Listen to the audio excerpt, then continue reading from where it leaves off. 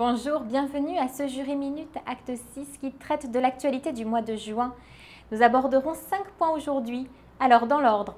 Tout d'abord, la plus-value immobilière consécutive à la revente d'un lot acquis en bloc.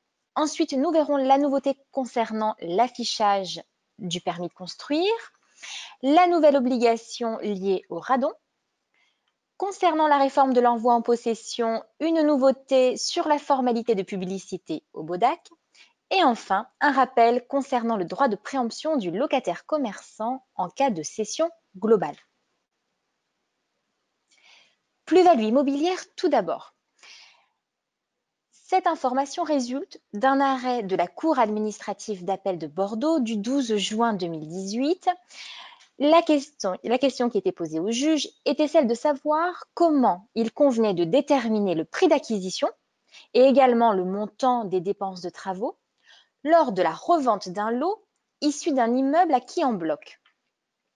Pour rappel, nous avons l'article 74 SD du CGI qui dispose que lorsque la cession porte sur une partie seulement d'un bien, alors le prix d'acquisition à retenir pour la détermination de la plus-value imposable est celui de cette seule partie.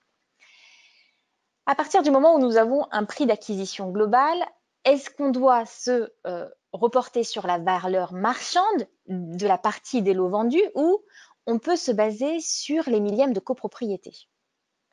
La Cour administrative d'appel précise qu'il convient de se baser normalement sur la méthode des millièmes de propriété, à moins que le vendeur ne propose une autre méthode qui permet d'apprécier avec précision le prix d'achat et pour les dépenses de travaux, des factures bien ciblées.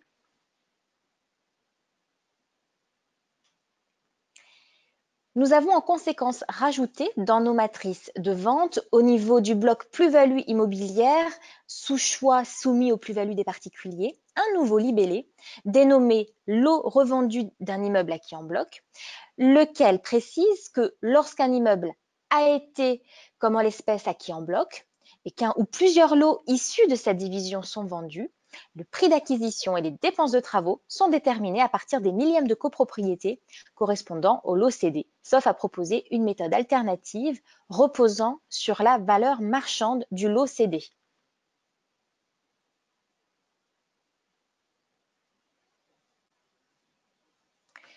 Concernant l'affichage du permis de construire maintenant, depuis l'arrêté du 24 mai dernier paru au JO le 2 juin. Cet arrêté supprime l'obligation de mentionner sur le panneau d'affichage la date d'affichage en mairie du permis. Voilà, cette mention supplémentaire était effectivement source d'insécurité juridique. Aussi, dans vos actes de vente, concernant le paragraphe affichage du permis de construire, vous verrez que désormais, nous ne relatons plus la date d'affichage en mairie.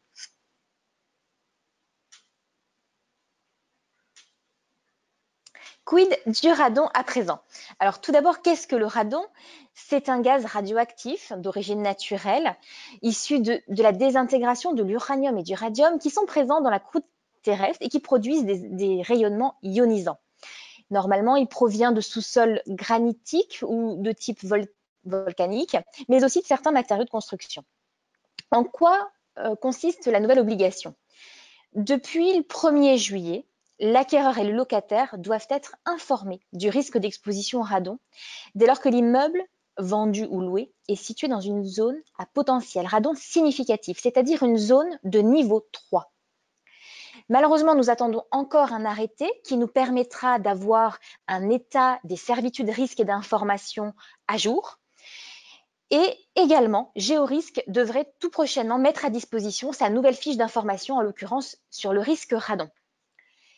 Toujours est-il qu'il convient bien de vérifier dans l'arrêté du 27 juin 2018 si le bien fait partie d'une commune qui est en zone de niveau 3. Le cas échéant, il conviendra bien d'en prévoir une information et un diagnostic, une mesure pour en informer l'acquéreur.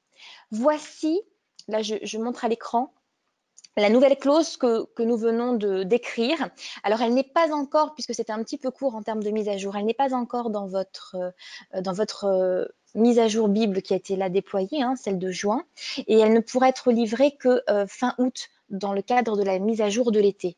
C'est la raison pour laquelle, en attendant, vous pouvez tout à fait vous inspirer de celle-ci. Et certainement, nous la modifierons au cours de l'été, dès qu'on aura l'état des risques mis à jour, hein, et afin qu'on renvoie vers l'annexe.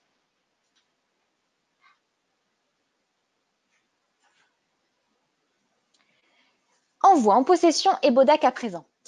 Pour rappel, depuis la réforme de l'envoi en possession, pour toutes les successions qui s'ouvrent qui s'ouvrent depuis le 1er novembre 2017, il appartient au notaire de constater la saisine du légataire universel qui a été institué par testament holographo-mystique par le défunt, lequel ne laissait aucun héritier réservataire.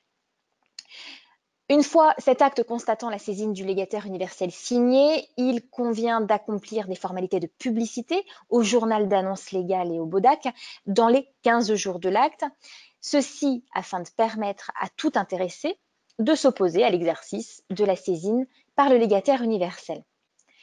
Depuis le 25 juin, il faut savoir que la demande d'insertion au Bodac doit être faite en ligne.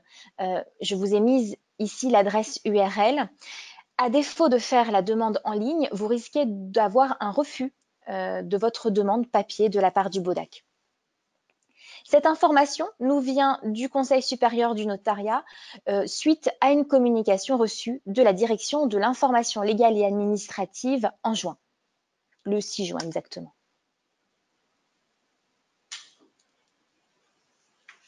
En conséquence, dans les modèles de courrier et de sous-produits qui vous sont proposés depuis le procès-verbal de dépôt de testament contenant vérification de la saisine du légataire universel, nous avons supprimé la référence au Bodac, puisque pour que ce modèle d'avis ne vous serve qu'au JAL, puisque c'est un modèle papier. Et on vous a même précisé, attention à ne plus utiliser depuis la mise en ligne du formulaire dématérialisé, en ce qui concerne le formulaire que nous avait initialement donné la direction pour l'imprimé type du Bodac. Voilà, nous le laissons quand même dans la bibliothèque des courriers et des sous-produits, puisqu'on ne sait jamais si la plateforme de saisie en ligne n'est pas opérationnelle, peut-être que vous pourriez en avoir besoin.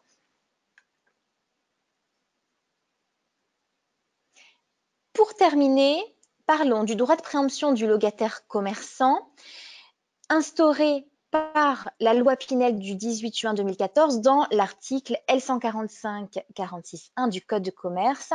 Donc, il s'agit bien du droit de préemption au profit du locataire commerçant ou artisan et à peine de nullité de la vente.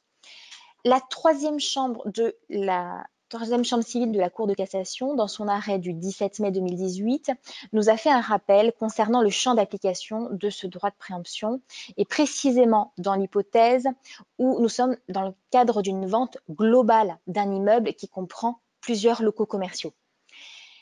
Ce qu'il faut retenir, c'est que si le locataire ne loue qu'une partie de l'ensemble immobilier mis en vente, alors nous sommes en dehors du champ d'application et les dispositions de l'article L145-46-1 sont inapplicables. Et ce, même d'ailleurs si la cession n'inclut que des locaux commerciaux, qu'on ait des locaux autres ou des locaux commerciaux, peu importe, dès lors que le locataire ne loue qu'une partie, on ne rentre pas dans le cadre du dispositif.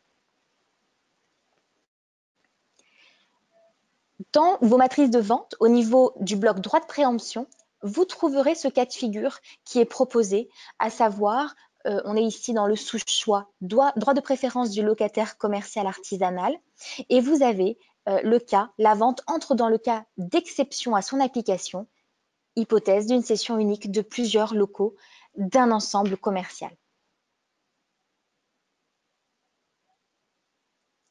Je vous remercie pour votre attention. Je vous propose, pour ceux qui ne seront pas en vacances, de nous retrouver le jeudi 9 août, puisque nous pouvons maintenir même au mois d'août la session. Et puis pour le reste, je vous souhaite de très bonnes vacances et rendez-vous à la rentrée. Bonne journée et au revoir.